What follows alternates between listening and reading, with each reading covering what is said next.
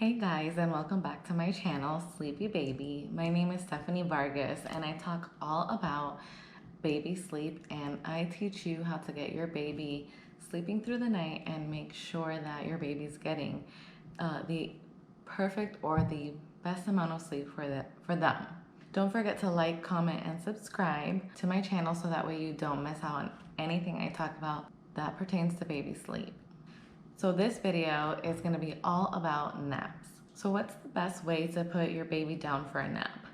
The best way to put your baby down for a nap is without any sleep associations or any sleep props.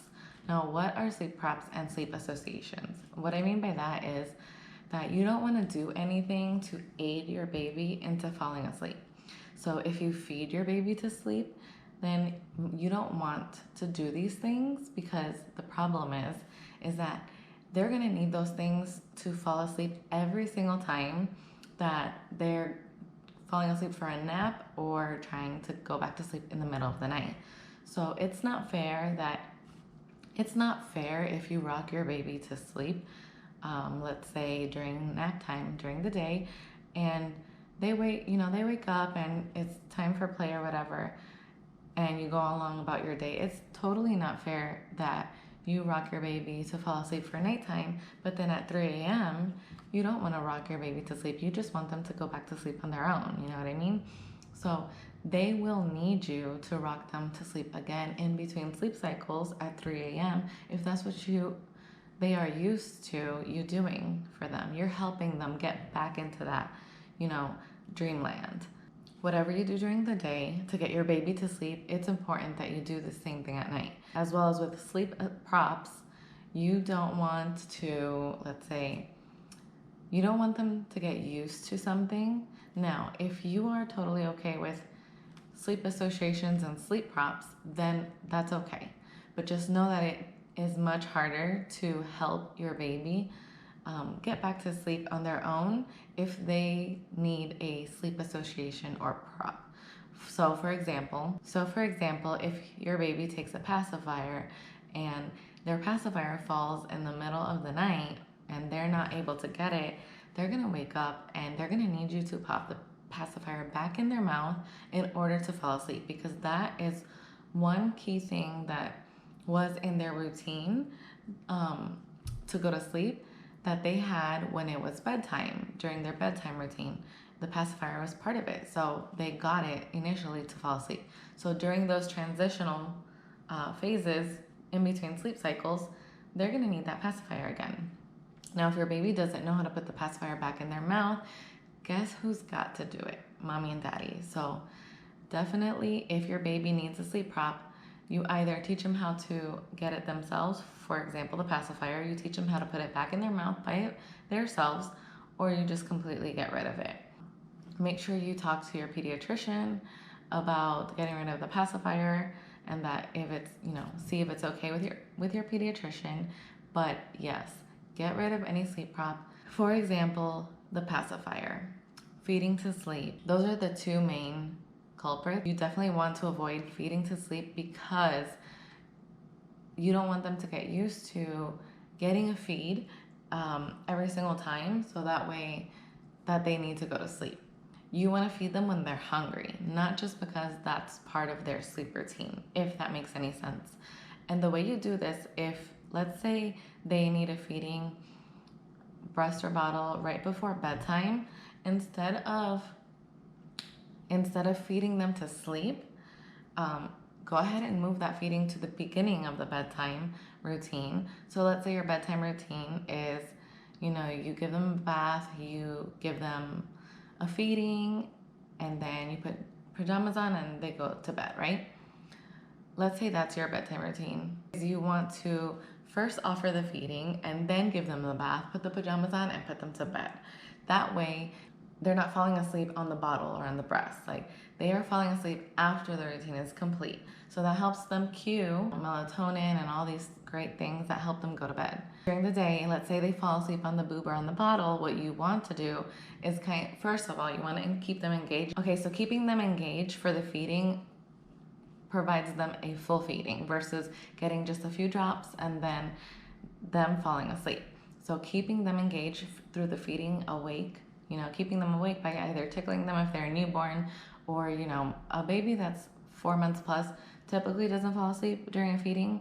But if they do, keep it engaging. Talk to them, do anything you have to do. You can sing to them, tickle them, keep them engaged for the feeding. And then if they're struggling and falling asleep while towards the end of the feeding, continue to keep them awake, and then do your nap time routine. So that way they are going down fully awake if they are 4 months plus. Let's say you put them in a sleep sack and then you give them a kiss and you put them in their crib, and then it's nap time. So the feeding was moved to the beginning of the, let's say, nap time routine. So they're not going to really associate the feeding with the nap time routine. They just had a full feeding, then they got their, let's say, diaper change, got their sleep sack on, got a kiss, and went straight to the crib. That is how you do it. That is going to help break that feed to sleep cycle. Another thing you want to do is set the mood. You want to make sure that the room is cool. You want to make sure that the room is dark, because those things help induce melatonin. Feeding in the beginning of the routine is a really great way to set the mood. White noise is my favorite. Like, it kind of gets you like drowsy and like in the mood to like doze off. I love white noise. I will be making another video pretty soon talking about all my favorite products to help out with sleep. Make sure that you follow wake windows. I will be linking a video I did here on wake windows, so that way you are making sure that your baby's getting age appropriate time in between naps. And also, if your baby was a preemie, you want to always go by their adjusted age. So naps and nighttime sleep are actually controlled by two different parts of the brain. Nap times tends to be less predictable and a lot harder to actually learn and train. Sleepy cues are not reliable for babies older than 4 months, which is crazy because that's how parents learn to put their newborn down. Location and time is very critical when you are sleep training your baby and helping and encouraging your baby to sleep longer. So location is definitely important, because if your baby is, falling to sleep in their crib for their nap, but then they're waking up in Target, it's kind of like, well, what happened here? And they're gonna be like excited and exploring, looking around, because there's lots of distractions. And if they're in between transitioning from one sleep cycle to the other, they are not going to go back to sleep, because Target is exciting, as we all know. Timing is really critical when putting your baby down to sleep. Remember, sleep cues after 4 months of age are not reliable. You actually want to, a lot of babies will show you sleep cues way before they're even tired. So what you want to do is just follow those wake windows, and sometimes you might have to push it a little bit of, a little extra long. So the way you do that is you keep them extra distracted with a new activity, whether it's a new book or a new song or go outside. Like, that's how you keep them a little extra distracted, but not too overstimulated. You never want to do something crazy, maybe something calmly just to help keep them awake until it's time. Makes sense? And then once that wake window is up, or you've gotten to the very short end of the wake window, then you can start your nap time routine really quickly and then put them down. So this doesn't mean that you're never gonna leave your house. In fact, you can totally have a normal life. But what you want to do is you want to make sure that that first nap should always be at home in their crib, because that is the most important and most sensitive nap. You want to make sure that they get their first nap, so that way it sets the mood for the rest of the day for their naps to fall into place. And if that last nap you've got to go pick up, brother or sister from school, you've got errands to run or places to be, it's going to most likely happen in the car seat, and it's most likely going to be a cat nap, which means a short nap, like 30, 45 minutes. Even if you get an hour, you are lucky. But it's gonna be a cat nap, and baby might not be in the best mood after, but just know that it's okay, and that happens, life happens. So you wanna shoot for 80% at home, 20% can be on the go. So 80% of the naps, you can make sure that they are in the crib at home, the place where baby sleeps overnight, and then it's okay if 20% of the time you have to be out and about. It definitely gets easier with age as they get older, so never feel like you are nap trapped or in nap jail. Just do your best. Get that baby's first nap in the crib of the day, and then play it by ear after that. So you have 3 choices when nap training on when to do what first. The first choice you have is to nap train with nighttime training all together. This is kind of like the rip the band-aid off the wound method kind of thing. So you will do nap training and nighttime training all at the same time. This method could sound like it's a little bit harder because, you know, there might be crying involved, might be a lot of crying involved, but it gets so much easier and your baby will love it, trust me, and so will you. Doing it all together is also the fastest way to teach your baby how to sleep. So nap training first is another option that you have. Some people like to nap train their baby first and then do night times later. This is good for a baby who sleeps pretty good at night, but their naps are all like a mess. Nap training first could be really helpful for a baby that is kind of like that. Or you can night train first and then nap train later. So for me, this is what I did. I didn't want to deal with everything at once. So training first is actually the easiest way to do things because nighttime training, once the sun goes down, your body naturally produces melatonin. And so it's a little easier to night train your baby than nap train your baby. Just so you know, it can take 2 to 3 weeks to successfully master nighttime training, and then daytime training can take 6 to 8 weeks. With most babies catching on after 3 days, it's pretty incredible. Make sure whatever method you choose that you wait 3 to 5 days, especially with wake windows as well. You wait 3 to 5 days to see, like, is this working out better for them or do I need to change something before, you know, go ahead and make decisions. So when you have a little newborn, 0 to 3 months, you want to put them down drowsy but awake. And a lot of people don't have an option because their baby's already falling asleep, you know what I mean, on the boob or bottle. So you definitely want to put your baby down drowsy or awake so they can learn how to independently drift off and fall asleep on their own, ideally without any sleep props or being fed to sleep. Once they're 4 months old, then that's when you want to put them down awake because you want them to learn really how to go to sleep on their own. With the practice that they've had when they were newborns, this should help them remember and get into it much faster. Consistency is like 100% key, and that is the trick. I say this all the time and I cannot stress it enough. The consistency is what's going to teach your baby to fall asleep. You have to be super consistent. So if you're wondering, like, how do I know if my baby's getting healthy sleep or, you know, enough naps? This is how you know. So if your baby is a newborn, their naps should be 2 to 3 hours for newborns, okay? No more than that. And most newborns anyway feed anywhere between 2 and 4 hours. You don't want them sleeping any more than 2 to 3 hours at a time during the day because then that can really mess with their night sleep.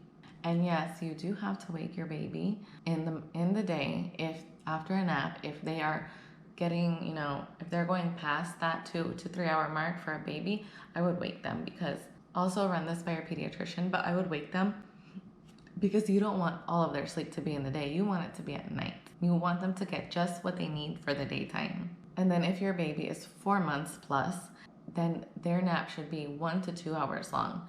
No more than 2 hours. Now, basically, you have to play around with your baby's schedule because you have to see what is their sweet spot. I will definitely put the video where I made about an overtired baby right here so you can figure out to see if your baby's overtired and if you have found their sweet spot for their naps. This will really help you prevent overtiredness, and at that point it's really difficult to get your baby to sleep.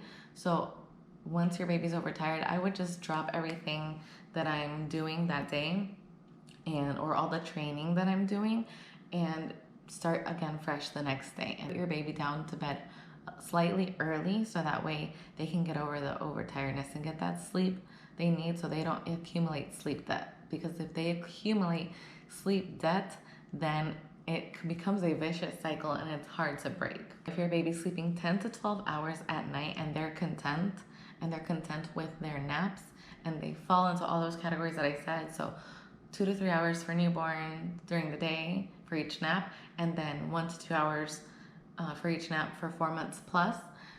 If all those things are good and they're content, then you have found their sweet spot. Don't forget to follow wake windows, and if your baby was a preemie, follow the wake windows according to their adjusted age. Don't forget to look for patterns between 3 and 5 days before you make any decisions on whether you should change something in their routine. Around 9 months on a 2-nap schedule, that's when you can kind of go by the clock. It all depends on your baby. My baby was ready to go by the clock at this age. From about 9 to 14 months, we went by the clock. Actually, we still do right now at almost 3 years old. But yes, around 9 months, but that is something that you would have to experiment with. And you have to kind of master the wake windows chart first. And remember, you can always adjust their schedule 30 minutes before or after if you need to. If your baby's resisting a nap, it's probably time to drop a nap. So if you're wondering when babies drop their nap, from 4 to 5 months old, around that age, they go from 4 to 3 naps. Around 6 to 9 months old, they drop from 3 to 2 naps, and then 12 to 18 months old, they go from 2 naps to 1 nap, and then 18 months plus, they go down to 1 nap, and around 2.5 years old to around 4 years old, they will drop their naps completely. It's really common for some 5-year-olds and kindergartners to still nap. It just all depends on their life, what's going on. Are they, the kindergarten is a lot of hard work. Sometimes they might need the nap. Maybe they don't nap during the day on a school day or during the school week, but they'll nap on the weekend because they're really tired and they need all that. They wake up early. Around 2 to 2.5 years old to 5, I want to say, they will drop a nap.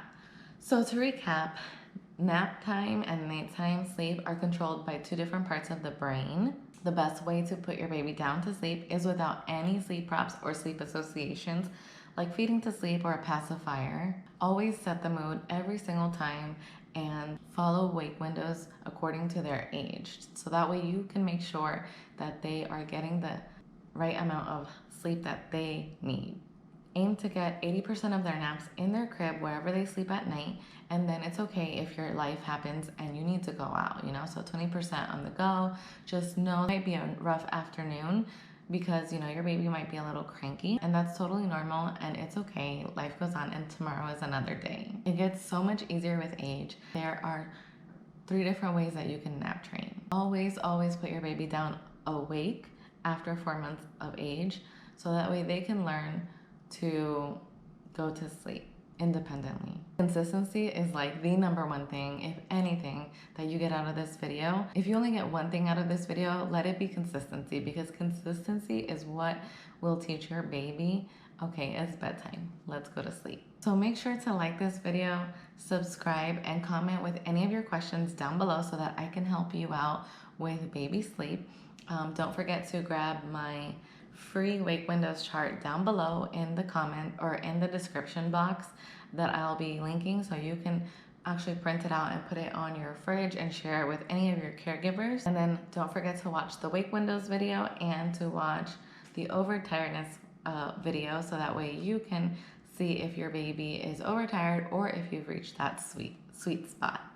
Thank you so much for watching.